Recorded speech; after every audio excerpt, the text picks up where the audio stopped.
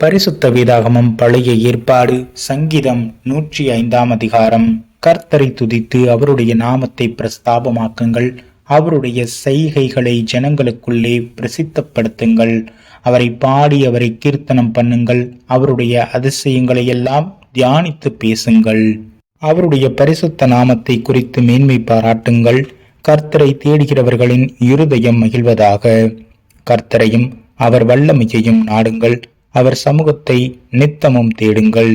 அவருடைய தாசனாகிய ஆபிரகாமின் சந்ததியே, அவரால் தெரிந்து கொள்ளப்பட்டவர்களாகிய யாக்கோபின் புத்திரரே, அவர் செய்த அதிசயங்களையும் அவருடைய அற்புதங்களையும் அவர் வாக்கின் நியாய தீர்ப்புகளையும் நினைவு கூறுங்கள். அவரே நம்முடைய தேவனாகிய கர்த்தர். அவருடைய நியாய தீர்ப்புகள் பூமியெங்கும் விளங்கும். 1000 தலைமுறைக்கென்று அவர் கட்டளையிட்ட வாக்கையும் ஆபிரகாமோடே அவர் பண்ணின உடன்படிக்கையையும் அவர் ஈசாக்குக்கு இட்ட ஆணையையும் என்றென்றைக்கும் நினைத்திருக்கிறார். அதை யாக்கோபுக்கு பிரமாணமாகவும் இஸ்ரவேலுக்கு நித்திய உடன்படிக்கையாகவும் உறுதிப்படுத்தி, உங்கள் சுதந்திர பாகமான கானான் தேசத்தை உனக்கு தருவேன் என்றார். அக்காலத்தில் அவர்கள் கொஞ்ச தொகைக்குட்பட்ட சொற்ப ஜனங்களும் பரதேசிகளுமாயிருந்தார்கள். அவர்கள் ஒரு ஜனத்தை விட்டு மறு ஜனத்தண்டைக்கும் ஒரு ராஜ்யத்தை விட்டு மறு தேசத்தார் அண்டைக்கும் போனார்கள். அவர்களை ஒடுக்கும்படி ஒருவருக்கும் இடம் கொடாமல் அவர்கள் நிமித்தம் ராஜாக்களை கடிந்து கொண்டு, நான் அபிஷேகம் பண்ணினவர்களை நீங்கள் தொடாமலும் என்னுடைய தீர்க்கதரிசிகளுக்கு தீங்கு செய்யாமலும் இருங்கள் என்றார். அவர் தேசத்திலே பஞ்சத்தை வரவித்து ஆகாரம் என்னும் ஆதரவு கோலை முற்றிலும் முறித்தார். அவர்களுக்கு முன்னாலே ஒரு புருஷனை அனுப்பினார். யோசேப்பு சிறையாக விற்கப்பட்டான். அவன் கால்களை விலங்கு போட்டு ஒடுக்கினார்கள். அவன் பிராணன் இரும்பில் அடைக்கப்பட்டு இருந்தது. கர்த்தர் சொன்ன வார்த்தை நிறைவேறும் அளவும் அவருடைய வசனம் அவனை புடமிட்டது. ராஜா ஆள் அனுப்பி அவனை கட்டவிழ்க்கச் சொன்னான். ஜனங்களின் அதிபதி அவனை விடுதலை பண்ணினான். தன் பிரபுக்களை அவன் மனதின்படி கட்டவும் தன் மூப்பர்களை ஞானிகளாக்கவும் அவனை தன் வீட்டுக்கு ஆண்டவனும் தன் ஆஸ்திக்கெல்லாம் அதிபதியும் ஆக்கினான். அப்பொழுது இஸ்ரவேல் எகிப்திற்கு வந்தான்.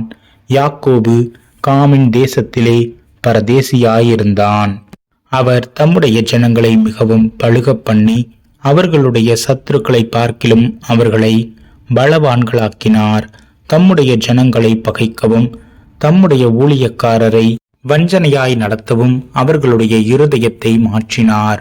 தம்முடைய தாசனாகிய மோசேயையும் தாம் தெரிந்து கொண்ட ஆரோனையும் அனுப்பினார்.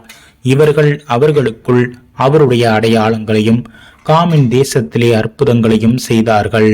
அவர் இருளை அனுப்பி அந்தகாரத்தை உண்டாக்கினார். அவருடைய வார்த்தைகளை எதிர்ப்பாரில்லை. அவர்களுடைய தண்ணீர்களை இரத்தமாக மாற்றி அவர்களுடைய மச்சங்களை சாக பண்ணினார். அவர்களுடைய தேசம் தவளைகளை திரளாய் பிறப்பித்தது. அவர்களுடைய ராஜாக்களின் அறை வீடுகளிலும் அவைகள் வந்தது. அவர் கட்டளையிட அவர்களுடைய எல்லைகளில் எங்கும் வண்டுகளும் பெண்களும் வந்தது. அவர்களுடைய மலைகளை கல்மலையாக்கி அவர்களுடைய தேசத்திலே ஜுவாலிக்கிற அக்கினியை வரப்பண்ணினார். அவர்களுடைய திராட்சை செடிகளையும் அத்தி மரங்களையும் அழித்து அவர்களுடைய எல்லைகளில் உள்ள மரங்களையும் முறித்தார். அவர் கட்டளையிட எண்ணி முடியாத வெட்டுக்கிளிகளும் பச்சை புழுக்களும் வந்து அவர்களுடைய தேசத்தில் உள்ள சகல பூண்டுகளையும் அரித்து அவர்களுடைய நிலத்தின் கனியை தின்று போட்டது. அவர்களுடைய தேசத்திலே தலைச்சன்கள் அனைத்தையும் அவர்களுடைய பெலனில் முதற்பெலனான யாவரையும் சங்கரித்தார். அப்பொழுது அவர்களை வெள்ளியோடும் பொன்னோடும் புறப்பட பண்ணினார். அவர்கள் கோத்திரங்களில் பலவீனப்பட்டவன் ஒருவனும் இருந்ததில்லை. எகிப்தியர் அவர்களுக்கு பயந்ததினால் அவர்கள் புறப்பட்ட போது மகிழ்ந்தார்கள்.